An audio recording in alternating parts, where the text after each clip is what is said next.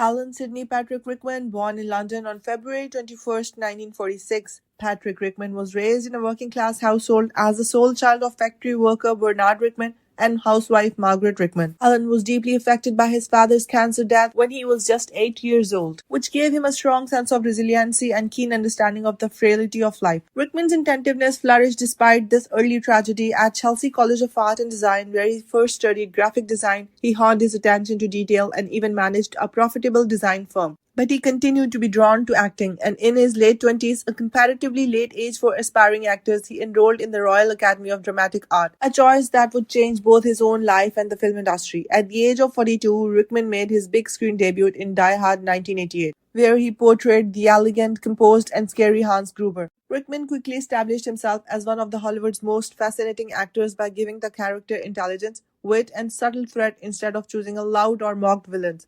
His co-star Bruce Willis frequently gave Rickman credit for stealing scenes without ever raising his voice because he was so convincing. Rickman's career was a lesson in adaptability outside of Die Hard. He blended terrifying brutality with dark humor as the evil sheriff of Nottingham in Robin Hood, Prince of Thieves, 1991. His portrayal of Colonel Brandon in Sense and Sensibility, 1995, demonstrated his capacity to communicate subtle emotion and nuance. Rickman will always be associated with Severus Snape, the mysterious professor from the Harry Potter movie. J.K. Rowling trusted Rickman with Snape's entire past from the start, enabling him to deftly create a character whose loyalty, suffering, and complexity developed over the course of 8 films. He left a lasting impression on generations of fans with his portrayal, which was so nuanced that he could convey deep emotion with just a glance, a subdued tone, or a momentary expression. Off-screen, Rickman was well known for his wit, compassion, and caustic humor. He frequently surprised co-stars with clever comments or deeds of charity. Those who knew him will regard him as a man who was devoted to both his art and his friendship, capable of great warmth and dedication, yet he respected his privacy and seldom talked about personal troubles.